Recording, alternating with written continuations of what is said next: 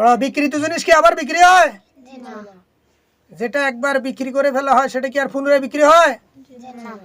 তো যেই সালাত আমি টাকার বিনিময়ে মাসঠিয়ে বিক্রি করে ফেলেছি, ওই সালাতের বিনিময়ে আবার জান্নাত কি করে আশা করি? কারণ আল্লাহ পাক মুমিনের জানমাল কি করে নিছে? মুমিনের জানমাল কিনে নিয়েছে জান্নাতের বিনিময়ে, এটা দলিল। তাহলে ওটার বিনিময়ে আবার তুমি মানুষের কাছে টাকা নিচ্ছ মাসঠিয়া। তো যেই সালাদ বিক্রি করে ফেলতেছো, সালাতের বিনিময়ে তুমি কি নিচ্ছ? মাসে মাসে টাকা নিচ্ছ, মানুষের ঘরে খানা খাচ্ছ সালাতের বিনিময়ে। তো এই সালাদ দিয়ে আবার আল্লাহর কাছে কি জান্নাত আশা করো? আশা করা যায়? এটা তো বিক্রি হয়ে গেছে। কি হয়ে গেছে?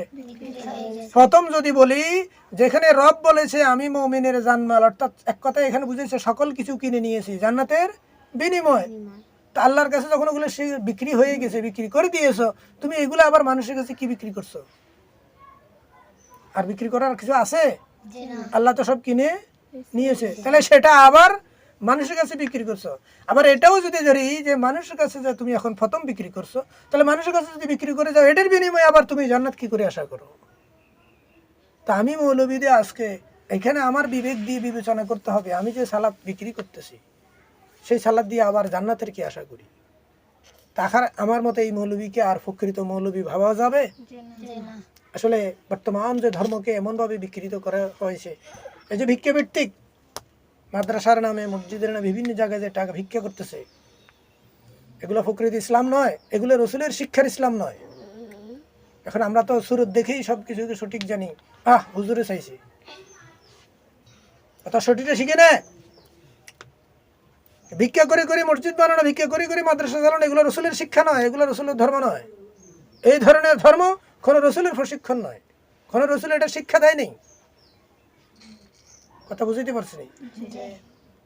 ভিক্ষা করে মসজিদ বানানো, ভিক্ষা করে মাদ্রাসা তৈরি করা, ভিক্ষা করে মসজিদ মাদ্রাসা চালানো, এগুলি রসুল শিক্ষা দেয় নাই। কোনো রসুল এই শিক্ষা দেয় নাই, কোনো মহান ওলি আল্লাহ এই ধরনের শিক্ষা দেয় নাই। এগুলো ইসলামকে আরো অপমান করতেছে, বিকৃত করতেছে।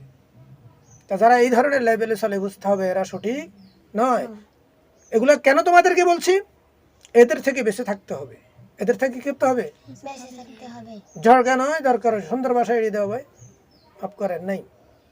ফকির যেমন দুয়ারে ভিক্ষা করতে আসে, যদি বলছে যদি পারো সাহায্য করবে, না পারলে কি করবে? সুন্দর ভাষায় এড়িয়ে যাও। সুন্দর ভাষায় কি? তো সুন্দর ভাষায় এদেরকে এড়িয়ে যাও। এদের সঙ্গ দেওয়া যাবে না, এদের সহযোগিতাও করা যাবে না। যারা ইসলামকে অপমান করে, যারা ধর্মকে অপমান করে, যারা ধর্মের নামে ভিক্ষা ভিত্তি করে জীবিকা নির্বাহ করে, এদেরকে কি করা যাবে না? সাহায্য করা যাবে না, এদেরকে সঠিক মনে করা যাবে না।